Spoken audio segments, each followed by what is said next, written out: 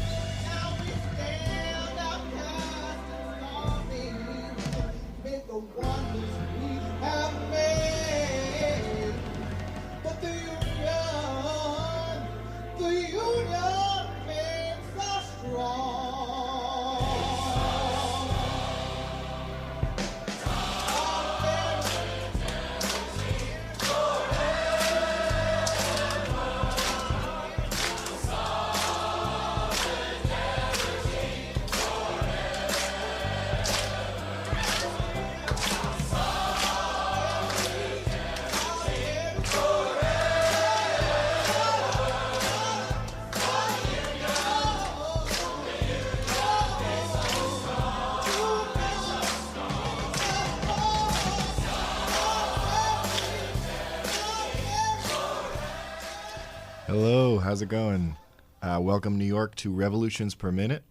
I'm here. I am your guest host today. My name is Jacob Ferdig, and I'm here with your regular host, Jack Devine. How's it going, everybody? We're going to be joined later today by Jordan and Kei from No New Jails, and we have a very special episode today where we're going to be talking about prison abolition. We're going to be talking about prison abolition, we're going to be talking about No New Jails, and we're going to be talking about the Rikers Table, a project created by a few members of DSA. Before we do that, we just want to, dive in, talk a little bit more about DSA, the Democratic Socialists of America, and kind of give the headlines from a socialist analysis. So for those of you that don't know, Revolutions Per Minute is the show for the New York City chapter of Democratic Socialists of America. Democratic Socialists of America is the largest socialist organization in the United States at 55,000 members. What socialism means, for those of you who are unacquainted with it, it's the idea of workers, everyday people, living beings, us, collectively owning the organizations that make our world exist on the day-to-day. The day-to-day. Rather than private control, exploitation, corruption that we currently live under. And it means seeing life as a consistent struggle towards this goal, a struggle against racism, nationalism, imperialism, patriarchy, homophobia, transphobia, and the private ownership of public property. And I think, where we see this happening right now has been a really, really critical action out in Los Angeles, led by the teachers, but working together with their whole community, with the students and with the parents. The teacher strike out in Los Angeles is a culmination of a lot of hard work and a lot of actions that have been building up over the past few years from, people involved, teachers involved in the union, realizing that they have to be out on the fight for public education. And today it seems that they have their action, their week-long strike is secured a contract that they fought for, that it's not just about raising their wages, but it's this whole social movement unionism where they, consulted with the kids who said, we can't have our schools be like prisons, that if our schools are like jails, then we're going to be heading straight to a pipeline. So now in this new contract, it appears there are going to be guarantees to fight against that school to prison pipeline. There's all these really exciting developments, like the class size in Los Angeles prior to this contract had been ballooned up to 50 kids. And, Los Angeles is a district that has 85% students of color. And as you see time and time again, these students are attacked by the system they're left behind. And so what this fight has been about giving them the resources they need to not just survive but thrive. Yeah, and we're speaking to the teachers' strike in Los Angeles today, which seems to have come to an agreement. This is the latest in a wave of teacher strikes, which have been sweeping the United States in this past year across a bunch of different states, and it's a huge phenomenon. What else should we be talking about? Well, I want to dive into that a little bit more in the sense that this goes back even to Chicago in 2012, and that these strikes have kind of been the rise of a new movement that's bringing all these forces together. And then really came to fruition in West Virginia this past year, Oklahoma, Arizona. That it's a fight across the country, and it's a fight against both Republicans and Democrats who are representing the interests of capital. And then you see this happening again, not just within the attack on public education, but you then have an attack on the air we breathe, the water we drink. When you have private ownership of the resources that enable life, you lead in a direction that really hurts everyday working people. And you see this again with the pipeline. Like last week on the same day that... Can you just tell us which pipeline? So there's actually a power plant, a frack gas power plant being built up in Dutchess County. And on the same day that Cuomo, supposedly made a Green New Deal the centerpiece of his new regime, they went out and there were plans to build a new power plant. But, 4 New Yorkers, fighting the struggle, went out, took direct action to halt construction of the frack gas power plant in their community. 3 farmers and educator used a tractor to blockade this construction. This is the type of actions that we want to be connecting people with, that the fight for socialism is on a variety of fronts, that it's people taking direct actions about building and radicalizing your union so it's more democratic and responsive to the voters. Like taking it back to the teacher strike for a moment, this all came about because people worked in the union to make it more responsible to the people who actually work in the schools rather than people just on the top level. So it's about getting people out in the streets and fighting, organizing together to build real power. And I think all of this really connects what we're talking about today, which is prison abolition, because this fight for eco-socialism is not siloed off. You have out in California, these firefighters, a large percentage of them were being paid 25 cents an hour because they were prisoners. And these prisoners are the most vulnerable people from the most vulnerable communities that have been left behind by capitalism. Well said. That's a great transition into our main topic for today, which is prison abolition, the fight against new jails, the city's plan for new jails, 4 new jails in New York City, and the Rikers table that has been formed by a group of DSA members. So we're joined today by Jordan, and we'll soon be joined by Kei from the No New Jails Coalition. Just to really, really connect the dots here to the fight for socialism, the MTA is so messed up that Kei is still on their way, and you can blame Cuomo for that, and that's something from our mouth to God's ears. But we're going to start off today by speaking to the idea of abolition, the question of what is prison abolition. With the astronomical rise in U.S. incarceration over the last 50 years, the backlash to the prison industrial complex has reached new levels of cultural saturation, from the popularization of the term mass incarceration to Ava DuVernay's Netflix documentary The 13th, which exposed the connection between the private prison industrial complex and modern-day slavery, to marijuana legalization and the fight to end cash bail, the highly publicized cases of Khalif Browder, Cyntoia Brown, and Meek Mill.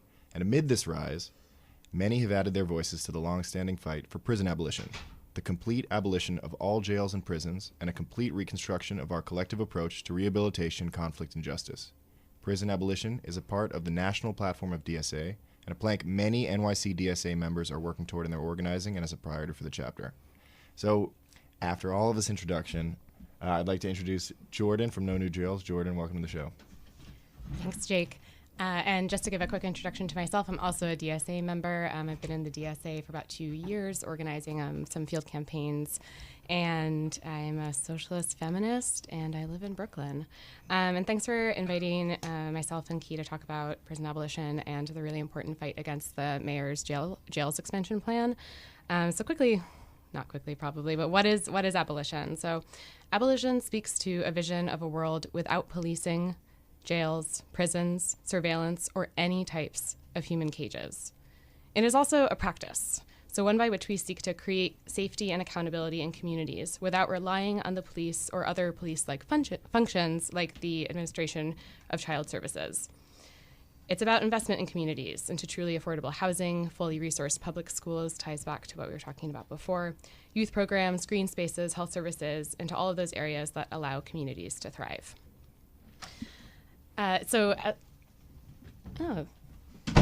He just joined us. Yeah, Kei's right. So just really, as an abolitionist, we know that policing in prisons uphold a system of white supremacy, of misogyny and gender violence, and they uphold capitalism and profit making. Definitely by kind of the exploitation we were just talking about with actually having prisoners work for almost no money, but also by intentionally limiting the work opportunities and the stability of poor people and people of color. And it's really important to point out that the prison industrial complex has always done this. It was designed for exploitation, and it was designed for maintaining a certain social order, and it does that through extremely violent means. So modern police forces were founded on this idea of genocide. They were founded to return enslaved people to plantations and to break labor organizing. So there's really a question about how can you reform something that was designed to carry out this kind of violence and continues to do so today? So abolition is recognizing that policing in prisons don't keep us safe, and that we need to work towards transforming the way that we think about the causes and therefore the solutions to harm. Thank you, Jordan. That was a very detailed and very helpful explanation of the idea of abolition. I just want to welcome Kei to the show. How's it going? It's going good. Thank you for having this talk tonight. Absolutely.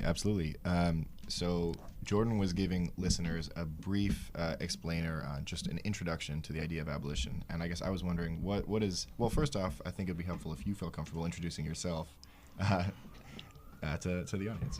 Yeah, so my name is Kei Williams. I am an organizer, former organizer and founding member of Black Lives Matter, the global network. And a lot of my work has been taking place here in New York City since we came back from Ferguson. And so my this work here with No New Jails campaign is right in alignment with our guiding principles around the abolition of police, the abolition of prisons, the abolition of slavery, the abolition of the death penalty, these really basic concepts that folks for some reason can understand when you say abolition of slavery, but when it comes to the abolition of jails, there's this like disconnect when we know that, as Jordan just said, prisons and jail systems are come from the slave trade here in the United States. Thank you for, again, explaining it in great detail. I guess I feel like there is this typical reaction, this immediate reaction that people have when you talk about prison abolition, jail abolition. Is that this idea that it's not possible? You know, people ask, how do we deal with, quote unquote criminality? And I think it's worth asking, what is, as abolitionists, what is your response to that kind of question? Yeah, I mean, that's the most common question, right, especially with this campaign, is how is abolition possible? How do we close Rikers without building new jails?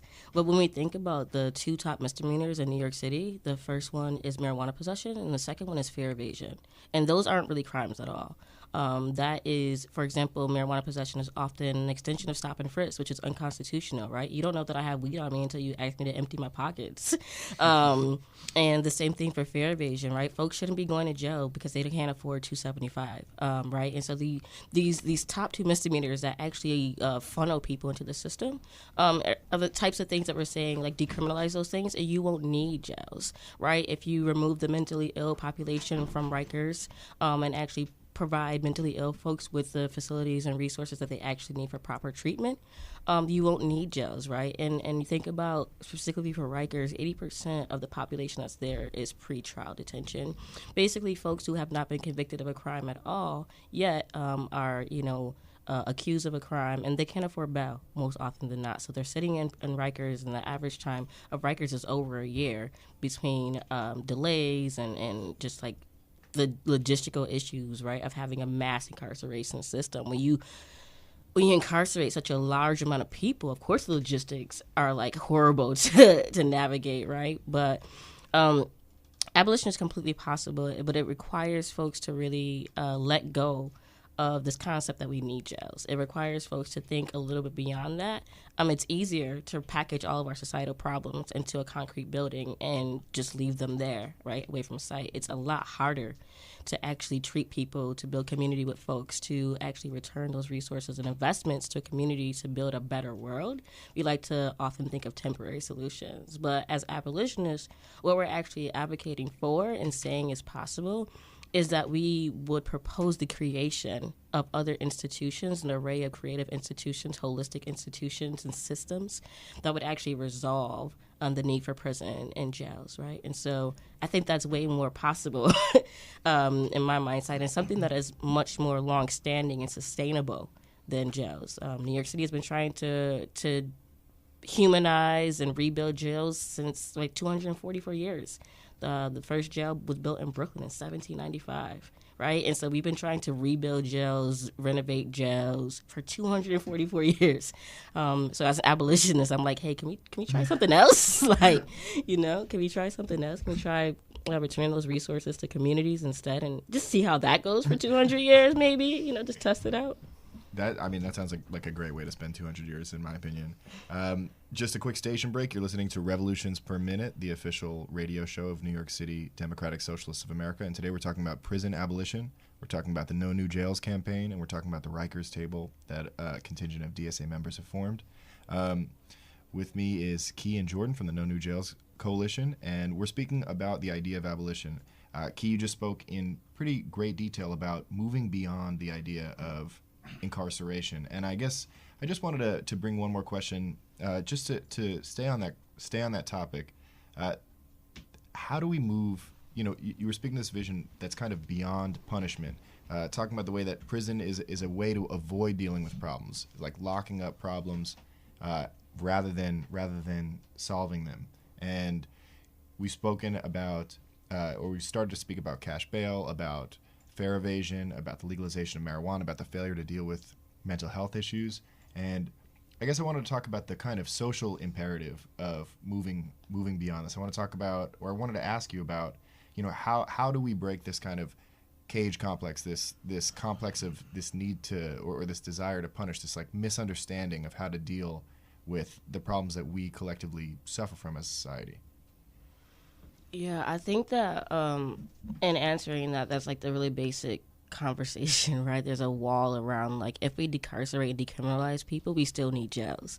And just the numbers on a basic level don't make sense, especially in regards to this plan specifically, right? So, for example, this plan requires that there are 6,000 new beds built, which is 500,000 people, like, kept in cages for a year, right, each year. And so if you're saying that you want to decarcerate, why would you build jails that need 1,500 beds? Just like those really simple ideals of like how you push back against the system. But, we deal with the hyper-criminalization and the hyper-policing of communities, and we have gotten so used to having police presence, surveillance,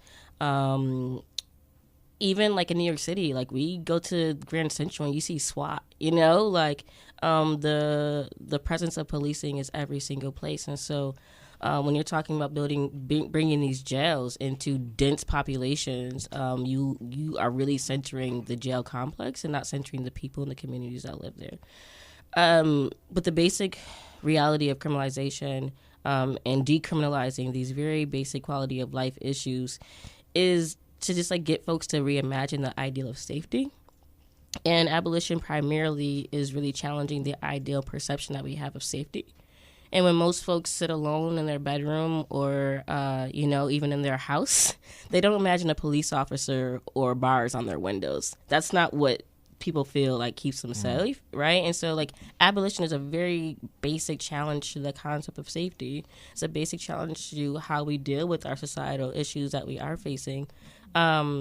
Versus, like you said, locking them up, right? And we say locking them up in this very generic way, but we're locking up community members, we're locking up loved ones, and the system does not, people are abstract when they come in front of a judge, right? They don't consider all of the other sufferings and things that other folks come from. It's just like, here's this law, and you don't have the requirement to meet this bail, so that's just it.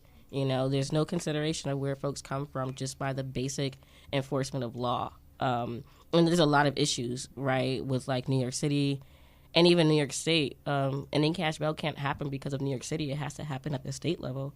So when you have Mayor Bill DeBlasio saying we need to in-cash bail, he actually doesn't have the power to do that, right? And so you have this like volleyballing of like, hey, you hold this ball on cash bail and we'll hold this on whatever, and it doesn't make any sense. So abolition is a reimagining of the possibilities of a world without a carceral state and without penalization. And these things are very, very new, even though they've existed, right, longer than the United States.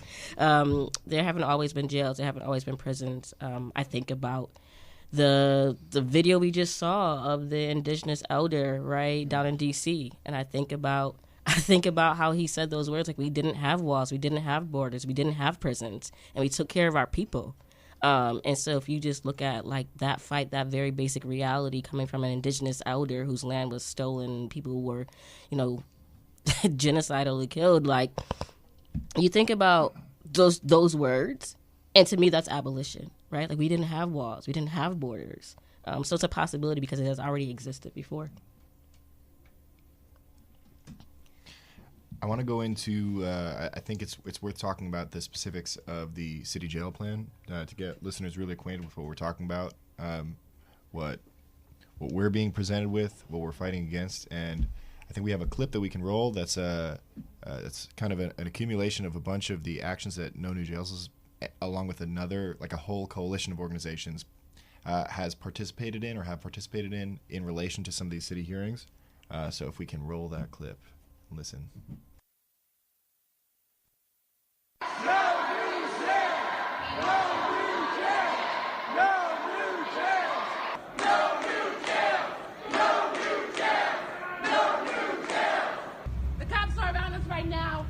Because they try to silence us. We're here to say no new jails. If our people are policed twice as much, they must be scared of us. As long as mass incarceration in the prison industrial complex exists, as long as imperialism exists, there will always be a revolutionary movement. And if it takes 10 years, if it takes 20 years, if it takes 50 years, eventually we will tear this system to scrap piece by piece. At the age of 17, I was sent to Rikers Island when the population was over 20,000 people. And I became a part of the Close Rikers campaign because I believe the campaign slogan, which is close Rikers and build communities. When I approached the mayor in his gym in the YMCA in his neighborhood, I handed him the Littman Commission report because the plan that he had was inefficient and it was rushed. And that's why we're here today, because this plan is inefficient and it's rushed. New York City was close Rikers. We know that. But we cannot allow the city to railroad us into creating 4 new jails. Yeah.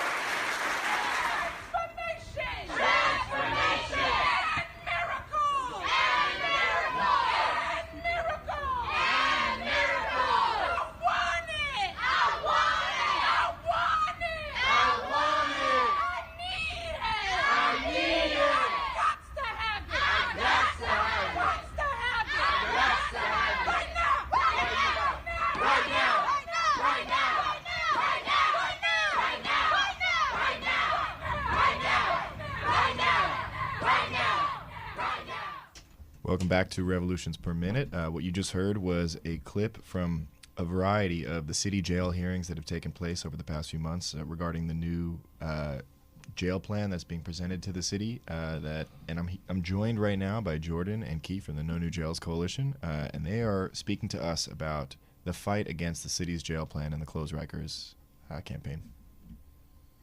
So I guess a great place to start would be to talk a little bit about of the history of the Close Rikers campaign and where it's led in the moment that we're at right now.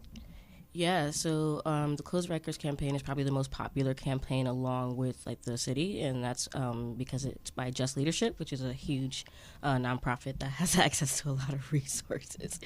But actually, the fight for closing Rikers is, first of all, forever. Like let's not like act like this is a new ideal. Folks have been wanting to close Rikers since it opened.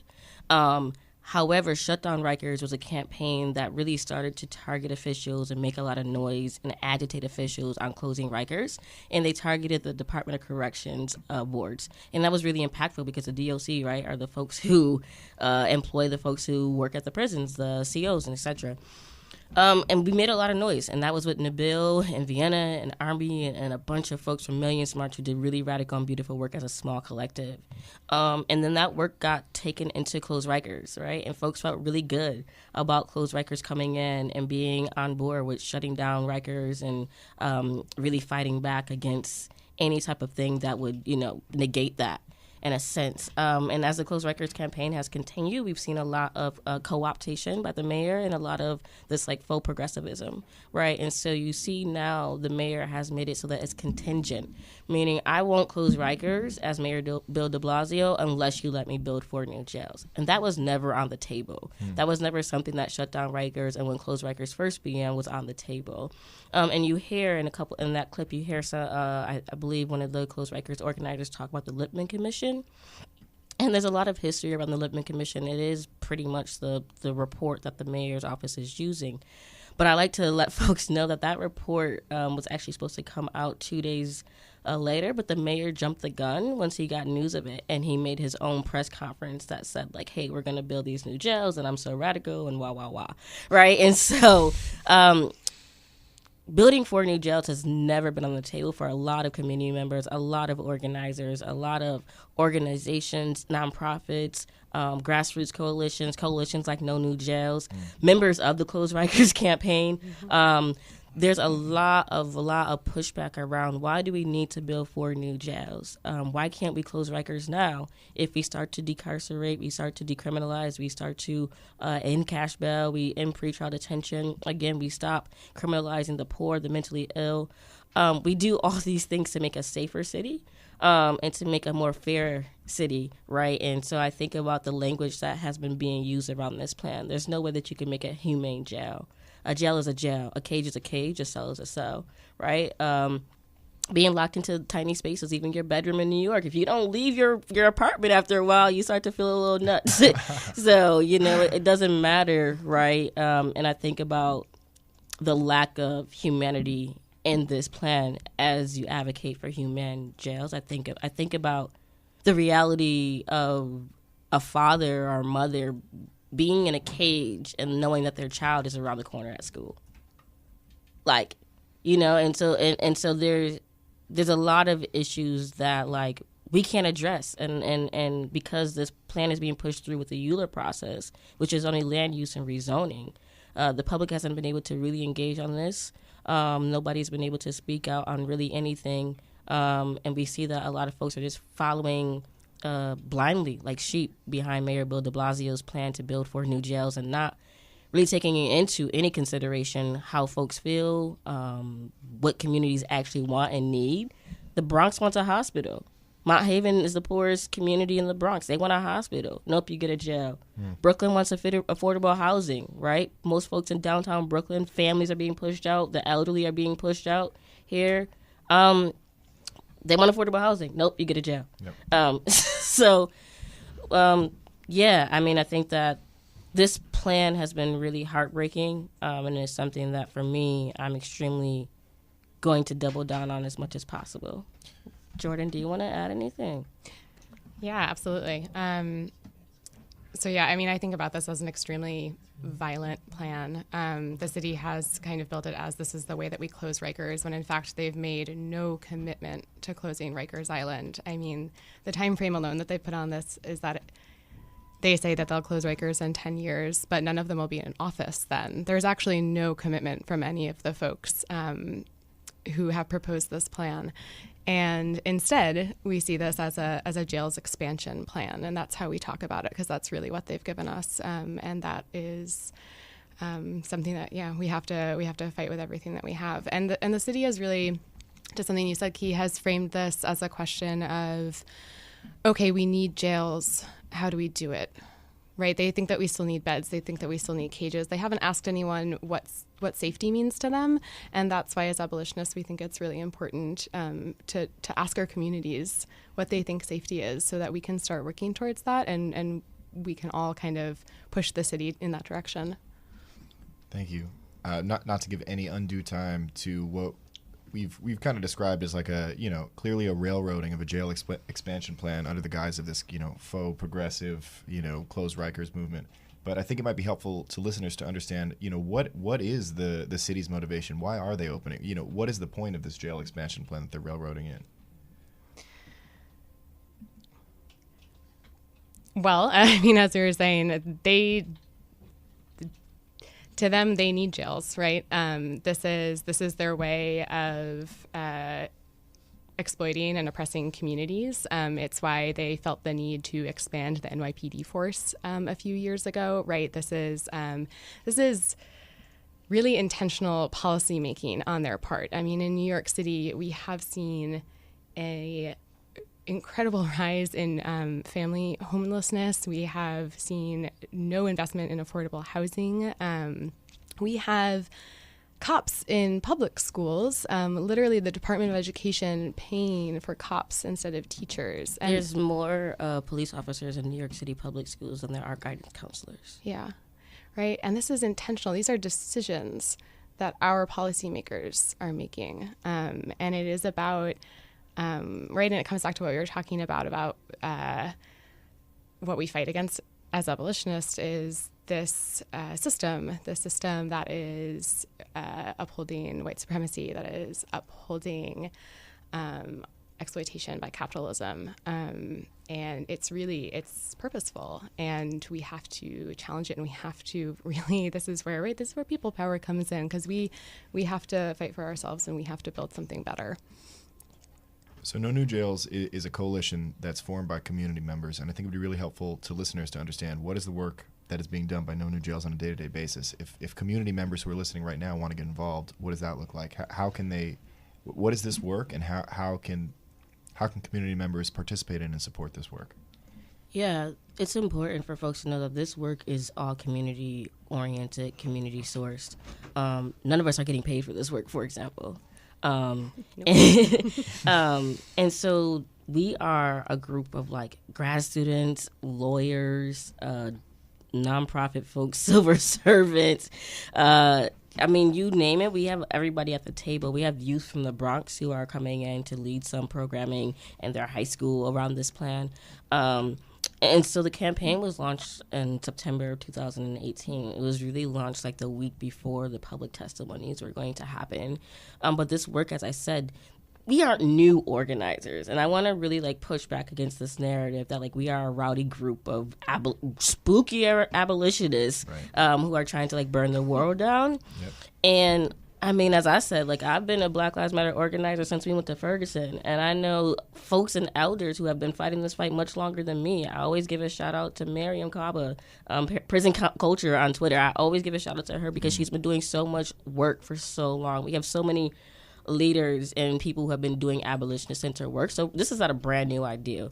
But around what the campaign is doing, we are doing pretty much everything within our power. That looks like we saw Stephen Levin at Nicholas Hayward's senior funeral, and we asked him, like, how can you show your face at the funeral of a man who lost his son to police violence and has never received justice at his funeral, right? Like, we're going to press you wherever you are. We're going to see you wherever you are, and we're going to let you know that, like, our community doesn't want new jails. Everybody doesn't want new jails, and you can't just, like, push it and ravel it through this 7-month process. Let's, like, talk about the fact that once the ULIP process begins, it's done in 7 months. Mayor DeBlasio, this is his second term. It was just last year that he was like, oh, yeah, we can close Rikers. Before then, he would say, like, it's unheard of. It's unrealistic. It'll never happen. So if you change your mind, within 6 months, you want to start building jails. Like, how can I trust your judgment? Where are your facts coming from? And you asked this question around like what is the city's vision for this? And it's like, for me as a New Yorker, I can vision New York City in 10 years having a lot more accessibility, a lot more public housing, a lot more other alternatives to policing and safety beyond policing than building 4 new jails. And if we look at Mayor Bill DeBlasio's record, we know that he really loves his high real estate developer investors. And you look at, for example, the Brooklyn Detention Center, which they want to tear down and rebuild to be upward of 40 stories. The mayor's office also lists like, hey, we'll have 20,000 square feet of retail space available. Like, we have Whole Foods here, we have an Apple store, we have 2 Trader Joe's, we have the Atlantic Terminal. We have enough retail, major boss retail stores on this strip, let alone another 20,000 like retail spaces. And then like, what does that mean to have human people in cages? Like in cages above where people are getting their coffee. Yeah, and I want to also talk about, because the city has a real particular way of talking about the jail expansion plan. And just quick for folks who don't know where we're talking about, they are proposing opening a jail, taking down the Brooklyn Detention Center, rebuilding it. The same with the Tombs, which is the Manhattan Detention Center in the Chinatown area. Also in Mott Haven and in Kew Gardens. So 4 boroughs, 4 new jails. And they talk about it as this like design opportunity, as if a jail is a good neighbor. A jail is a good neighbor, as if like they talk a lot about the light in the new institutions, and that like there's this way of designing cages that don't make them cages, which is just untrue. And so I think if folks get involved in this fight and they start listening to the city, you just have to be prepared for that. It's really and challenge this idea that we need to build new facilities, and remembering that Rikers was this, right? The Rikers was the reform. It was the new design, and now we're facing this again. And it's really we have to, if we're real about decarceration, we can't build new jails. Like, it's as simple as that. If this kind of design language is the language of normalization, we're talking about this kind of campaign to normalize this seemingly endless jail expansion in New York. And before we move on to our next segment, I just want to, what's coming up for No New Jails if listeners want to get involved? Yeah, if folks want to get involved, reach out to us, Gmail and Twitter. No New Jails NYC on Twitter is the best way to just get involved in our events. This Saturday in Brooklyn at the Restoration Plaza from 4 to 6 p.m. we are having our second No New Jails community speak out. Primarily this time in Brooklyn. We are trying to have other ones in the Bronx and Queens coming up within the next month. But if you're interested in coming out to the speak out, learning more about the plan, learning about how we can collectively envision something different, receive resources and fact sheets, we have a lot of information. There's also going to be childcare and food provided for folks. It's completely open to the public. And there's no fee. Just come in and tell them where you're going, which is Restoration Plaza, which is in Crown Heights, and from 4 to 6. And again, follow us. If you want to get involved, in any way, you can be part of our canvassing team. You can hang a poster in your window. You can sign up for the email list just to kind of know where we're going to be at. You can come and join us and rally with us. If you got time in the middle of the day, we really want to start targeting city council, right? And you talk about the lack of accessibility to these meetings and spaces to engage. And for example, the full city council body that will be voting to approve this plan or not, they meet in the middle of a Thursday at 1:30. How is that accessible for folks to come and engage with their lawmakers and policymakers? So, if you want to get involved, please reach out to us on Twitter. You can also reach out to me at BlackBoyKei, BoIKEI on Twitter. I'm super active, and so I will make sure that folks get put in touch with who they need to be put in touch with. Research, communications, media. Fam, come support. There's work to do. Thank you. We're now going to move on to our next segment. We're going to talk specifically about the Rikers Table, a project that was started by a coalition of DSA members, a group of DSA members. And we have a clip. I was at the Rikers Table this weekend and picked up some sound of what the table is like. And then I'm going to ask Jordan a little bit to explain the history and the function of the table. Free coffee, free tea, hot cocoa, close Rikers. Now, do you want sugar? Yeah. Be good. All right. And check out the music. Oh, there's more of these? Yes. Come back and get another hot chocolate. What you need? Sure. Yes, please. Cocoa. My name is Michael Law, and I was on Rikers for 4 months. I was washing people's underwear for snacks, just to get some extra food. I took this guy's breakfast by accident. He tried to get me smoked out the dorm, which is jump. Smoke means jump. The bail was set on my court date. I disagreed upon that they should set bail because it was my first offense in a long time, and they still gave me a $1,200 bail. And I was selling phone calls for coffee and stuff like that. My friend threw a tray on the floor, and this big CEO grabbed him, and he just took him and choked him, and just started slamming him up against the wall.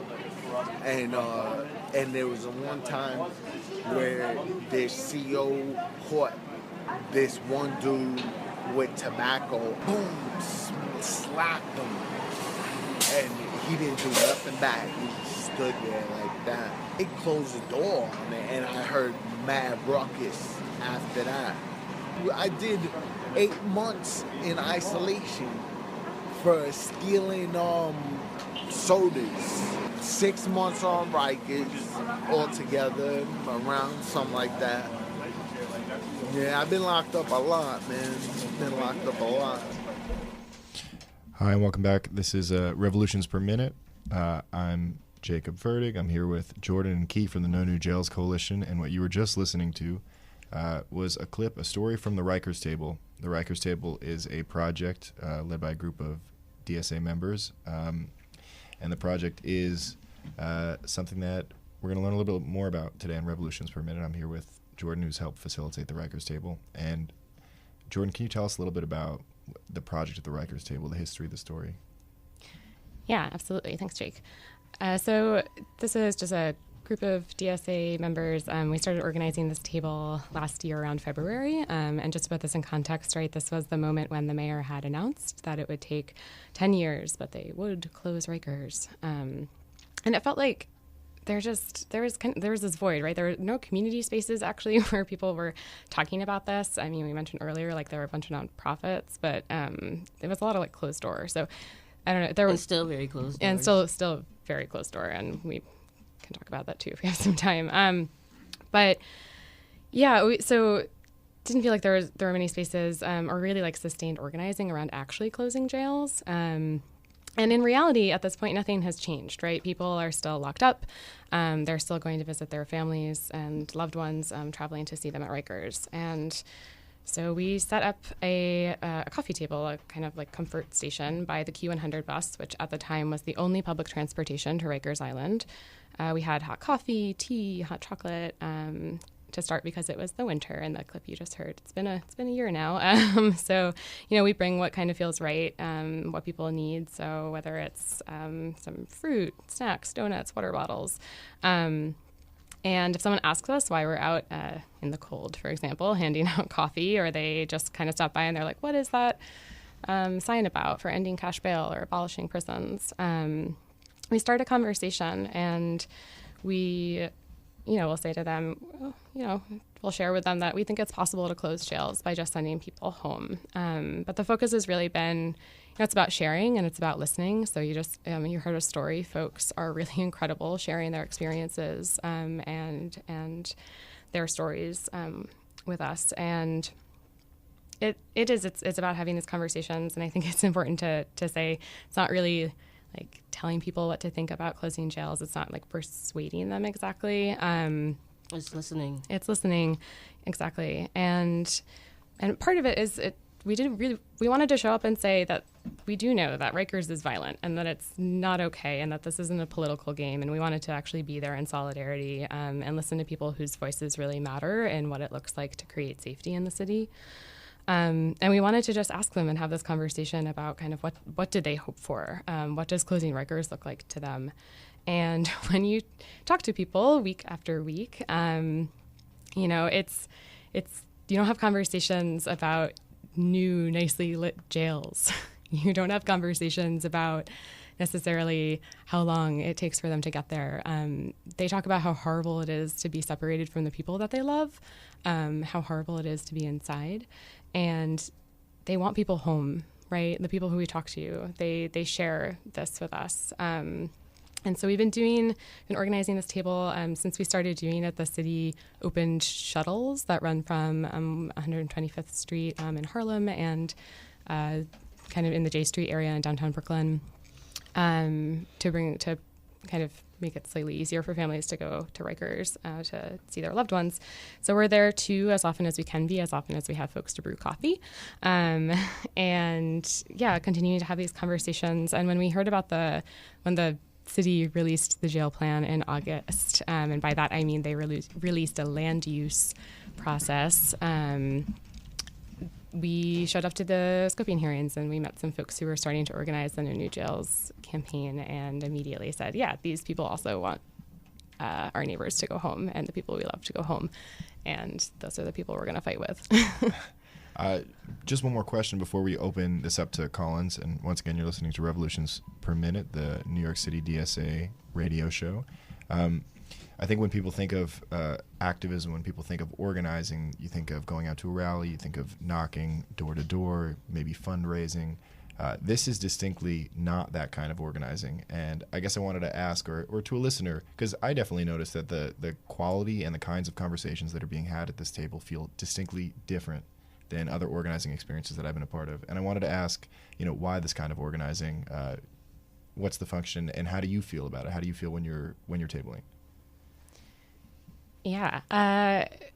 So I would say definitely this emphasis, right? I think it feels different because often, like when you think about knocking on a door for like a candidate or going to a rally, there's like a specific message, I guess, that you want to get across.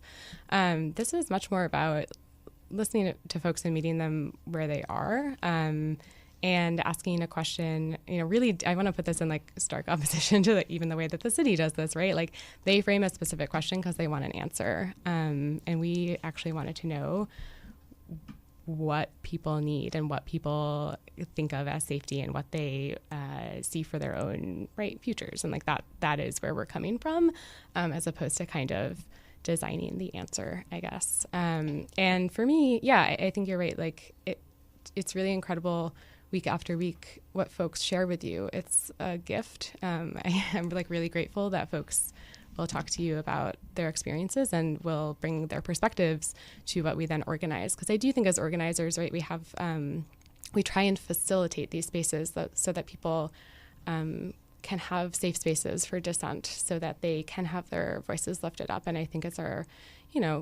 we should be creating that opportunity, but it's not about kind of inserting ourselves. Yeah, if I could just briefly tag along on that, as another example of that type of community building is Swipe It Forward.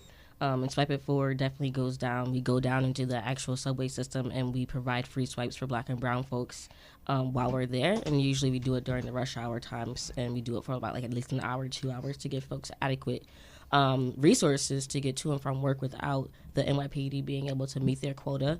So we often will go to the subway stations where Black and brown folks are most highly to be criminalized or arrested.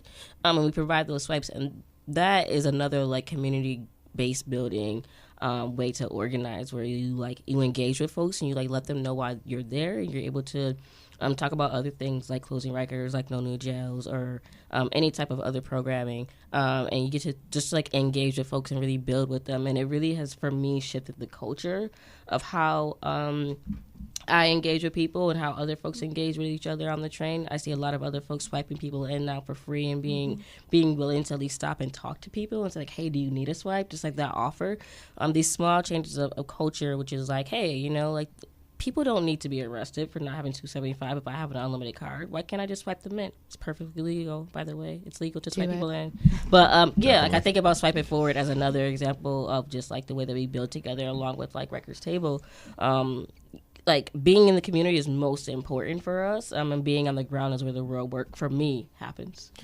And if folks want to get involved with Swipe It Forward or Rikers Table, is there any information that they can or should know about? I mean, besides just going down to the subway and swiping people in.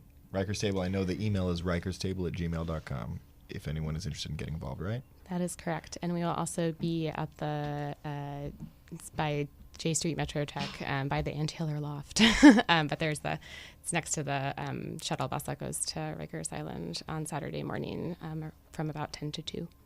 Yeah, I mean, just look up hashtag Swipe It Forward, and you'll see like anything and everything. Twitter and things. I mean, the only thing is that like for safety and security reasons, we don't ever advertise like where we're going to be at. But if folks want to get involved and organize and help to host one, etc., yeah, get in touch with us.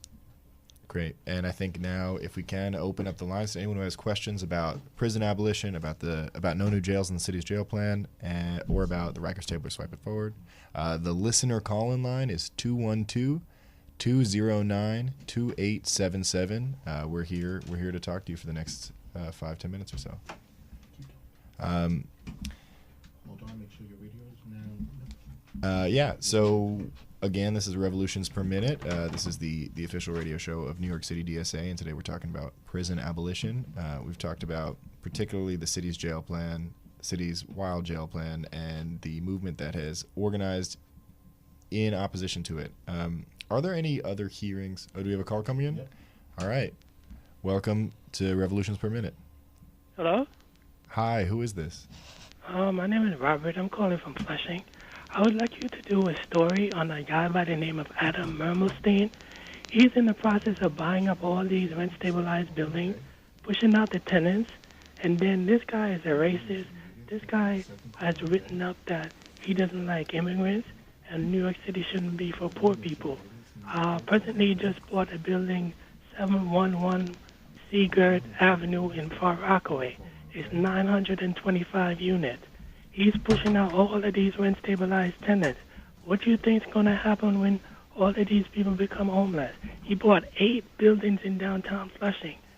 When he bought the building, there were only 1% vacancy. Now they're up to 35% vacancy. For example, 13240, he pushed out of the 94 units.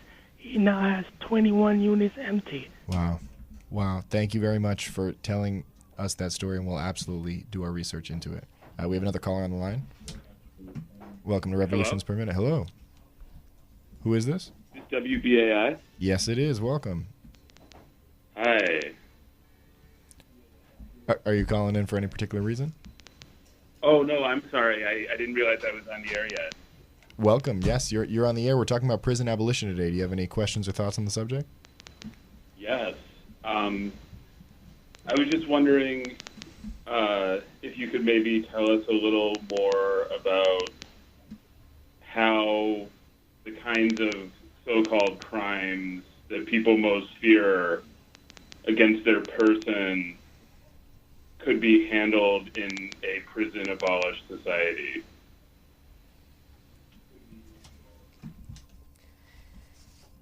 Yeah, thanks for that question. So when we talk about abolition, it is a process, right? We acknowledge that there is there is abuse that happens in the world there, and note, right, like a lot of that, if any, it's not addressed by the system that we have currently. And what abolition takes is really establishing relationships differently, right? So it's coming up with new processes for the way that we address abuse, and it's having community so that when something happens, we actually know each other and we know how to take care of each other and address harm. So we definitely safety is a priority, right? Safety is a priority, but we need different ways of addressing it because we don't have safety right now. Yeah, I wanted to like just like really not push back, but to like let folks know that there's a difference between abolition of jails and abolition of prisons. They fall under the same category, right, because you're abolishing a carceral state. But jails are spaces where folks are supposed to go until they go to trial. That's it. They haven't been convicted of a crime. They haven't been in anything of the sort. They are just being held there in a detention way, right? And so in terms of, like, when you think about, like, high amounts of crime, like rape and violent crimes, New York City, according to the mayor, is the safest city. It is. We have a significant decrease in crime since the 1950s, right? And so you think about this perception of like safety and how we need police to hunt down the bad guys, and you think about like the fact that like most of the violence that it is part of the systemic issues that we face. And there is a way that systems can be created that don't result in like death penalty or life sentences or things of that matter. We can definitely resolve issues in way more holistic, restorative justice type ways. We're talking about moving beyond punishment, moving beyond avoidance into the realm of support and rehabilitation. And what is the percentage of people who, if cash bail was abolished on Rikers, wouldn't need to be there anymore? I think about 80% of people there are pretrial detention right now, and most of them are there because they can't afford bail or because they are there because of like prior kind of like parole violations. Do we have time for one more call? One more. All right. Fast. Got it. Hello and welcome to Revolutions Per Minute. Our lines have been crossed. I was waiting here, and then suddenly two women got... Thank you anyway. We appreciate the call. We have one more call. Okay. Hello? Hello. Welcome to Revolutions Per Minute. Oh, thank you so much for taking my call. I just wanted to say that I understand this is a process, and I'm sure it's not going to happen tomorrow, but in evolution, and I wanted to just point out that a lot of people who now have jobs with these terrible contractors, we've contracted our jails out to these private places, and there's jobs. So these people say, oh, they want their jobs and stuff. But I could see a lovely thing where we're taking care of homeless, that the jobs that those people that have jobs get jobs in this new concept, with this new concept of abolition. They get jobs to take care of the homeless, or to help direct, or to this or do that, or to make the social conditions better. Thank you. We're talking about moving employment beyond the prison industrial complex to a new vision in abolition and repurposing people who currently are employed in that complex. We just want to thank you for listening to this episode. Thank you so much, Thank you guys Kei. so much for having us. It's been awesome. Yeah, thank you. Absolutely. Thank you so much, Jordan. Thanks. Thank you, Kei. Again, nonewjails.ny@gmail.com, hashtag nonewjailsnyc, rikerstable@gmail.com. Swipe it forward, get involved. It's time to abolish prison, everybody. Thank you.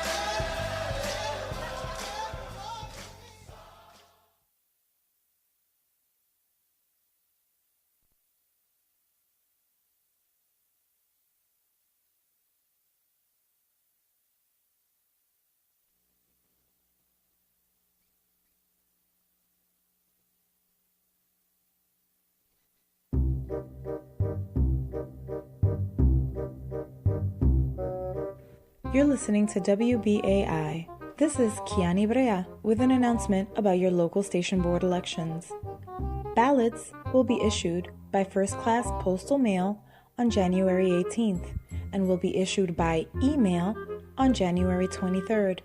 The local station board election will close on March 5th, 2019. For other important dates and for information about voting in the election, you may call 413-424-9569 or visit WBAI.org.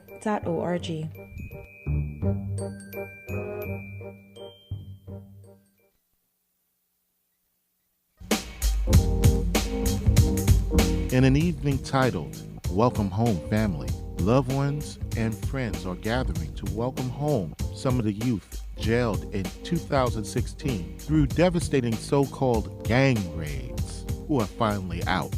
This community event includes live music, video, good food, and refreshments. Come join this community welcoming and learn more about the raids. That's Saturday, January 26th, 5:30 p.m. at the Jalopy Theater, 315 Columbia Street in Red Hook, Brooklyn. For more information, email stoptheraids@protonmail.com. That's stoptheraids@protonmail.com.